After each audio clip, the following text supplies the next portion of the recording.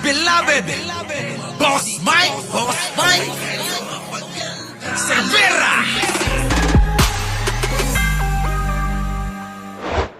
Larry Gaton ay pinagsabihan na ho itong si pinayuhan si General Torre. Pakinggan ho natin mga kababayan. Pasok! Meron akong advice at suggestion kay General Nicanor Torre or si General Astig na kalimutan na lang niya yung pagtanggap niya ng hamon ni Basti sa isang suntukan Nako! na nakakahanga naman na ginawa mong isang boxing match na gagawing fundraising event. O nga. Parang nakatulong sa ating mga kababayan na Kita nyo malayong-malayo ho yung paliwanag netong si Larry Gadon, mga kababayan, kumpara kay kay Marcoleta, mga kababayan. Malabong-malabo eh. Malayong-malayo. nasalanta ng bagyo at baha. Pero halata naman na hindi pala siya seryoso sapagkat nag-i-impose siya ng mga impossible conditions. Like, Kaya nga, impossible condition, ibig sabihin mga kababayan mag-aaway tayo, hinamon kayo ng kalaro nyo dahil napikon sa inyo, kita nyo ang kondisyon mga kababayan gusto nakatali yung dalawang kamay at paan ninyo bago siya lumaban, yung ganon, yung mga imposibleng mga kondisyon, tuloy. requiring and subjecting all the elected officials under the Marcos administration to undergo drug test. Napakahirap naman noon. Unang-una, hindi mo na pwede pilitin yung mga yan. Correct. Hindi mo mapipilit yan lahat. Biruin mo, ang gusto mga kababayan lahat. At ang gusto si Pangulong Bongbong Marcos pa ang mag-utos mga kababayan. Hindi ho po pwedeng ganon. Ginawa pang uto-uto si Pangulong Bongbong mga kababayan. Ganon ho kasi mga kababayan na mahihina talaga ulo. Bunganga lang ng bunganga ang maririnig ninyo. Puro yabang dito, yabang doon. Nung kinasahan, ayun, tumakbo. Patongong Singapore. Dahil karapatan naman nila ang tumanggi dyan at meron silang right to privacy. Kaya halatang halata na yung paghahamon niya is nothing but bragadosyo. Wala nang iba.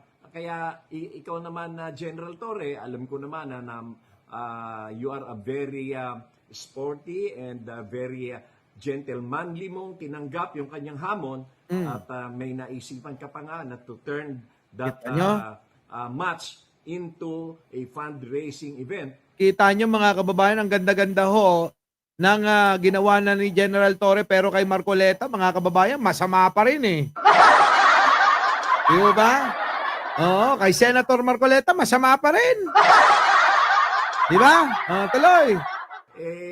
Hindi naman niya pala siniseryoso. Kaya sa'yo, wag mo na stop na. Wag mo nang i-follow up yung kanyang mga paghahamon na yan. Wala na daw. Wag mo nang i-stop na daw, General Torre. Pero hindi.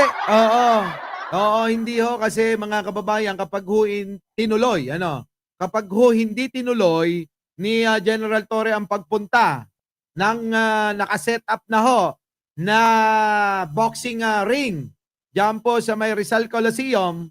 Abay mga kababayan, baka sabihin ni Marcoleta at ni Basti kita nyo, hindi naman pala rin darating. Di ba ba? Kasi alam nyo naman ang mga ugali niyan bakit? Dumating ba dun sa venue si Torre? Di ba parehas lang naman kaming hindi dumalo? Alam nyo yung mga katwiran ng mga ganyan mga kababayan. Oo, yung katwiran po nila mga kababayan ibang-iba sa ating mga matitino Kaya tama lang na pumunta, maghintay tayo doon sa ring kung saan yung venue para makita ni Baste na nandoon talaga. Etong hinamon niya, walang iba kung hindi si General Torre! Di ba? Oo, gagawan nila ng kwento yan, Jojo Chavez. Yan pang mga yan. Yun sasabihin ng mga yan. Kita nyo naman magkatwiran yung mga bobo na yan Oy, kita nyo? Bakit? Dumating ba si General Torre sa venue? Siyempre, ang gagawin nila, ng mga tatanga-tanga, paniniwalaan yung ganong katwiran. Oo nga, no, hindi naman pala dumating, ano, o di pares lang silang hindi dumalo. Ganun ho, mag-isip ang mga DDS. O, kaya kailangan ipaunawang maigi. Anong gagawin natin? Bukas, opo, ng umaga, nandiyan po tayo. Saan? Sa Rizal Coliseum. Anong gagawin? Dalhin natin lahat ng cellphone. Anong gagawin? I-video natin na nandoon si General Torre. Di ba ba? So yun, magkita-kita po tayo doon, mga kababayan, bukas. Ano? Oh. Anyway naman, ang taong bayan naman ay alam Na? na ikaw ay isang respetadong tao. Oo. Dignified. Oo. Chief. Tama At, po. talagang ikaw ay nagtratrabaho. Oo. At ginagawa ang lahat ng paraan para sa serbisyo sa mamamayan. Correct. Kaya wag mo nang intindihin yung mga paghahamon na yan. Na, Hindi. Oo, gadon, hindi. Kung ayaw mo, kami pupunta ron. Di ba ba? Basta tayo, mga kababayan, pupunta yun, ha? Pupunta doon. Mag-live. Oo, magla-live po ako. Oo, naka-live po tayo. Oo. Maglo-load tayo ng 1,000 para sa inyo, ano? Oo, hanggang maghapon na yun, ano? Oo, mag-ELS tayo doon, mga kababayan. Kung kailangan, dalhin natin tong studio doon, dadaling ko eh. Pero mga kababayan, ano? Oo, inabot na tayo ng oras. Maraming salamat po sa inyo, ano? Late man tayo eh. At least nakahabol pa rin. Oo, di ba? Oo, shoutout po kay sino ba yung nandito? Jay Sales, Gemma Garais, Arnel Blancaflor, Carl Sport. Oo, nandiyan rin si Pelpel. Oo, si Ray Anthony Hernandez, Brenda Borton. Oo, Jojo Chavez, Abilina Regunay, at si Ferdinand Lungalong, Jason Permin. Oo, Lucy Minigawa, Joey Salvaboro, Priscilla Castro, Arnold Lopez, sasama raw. Laila Collins, thank you naman, kulang. Apolinara Alimbon, it's just me. Oo. JT Blas, nandyan na nakabili ng relo yan. Oo. Tsaka, nandyan na Alicia Duran, Pachuchay, Leo, Rolly Bibon, si Marilyn Doldolao, at si Jobelyn Vergara.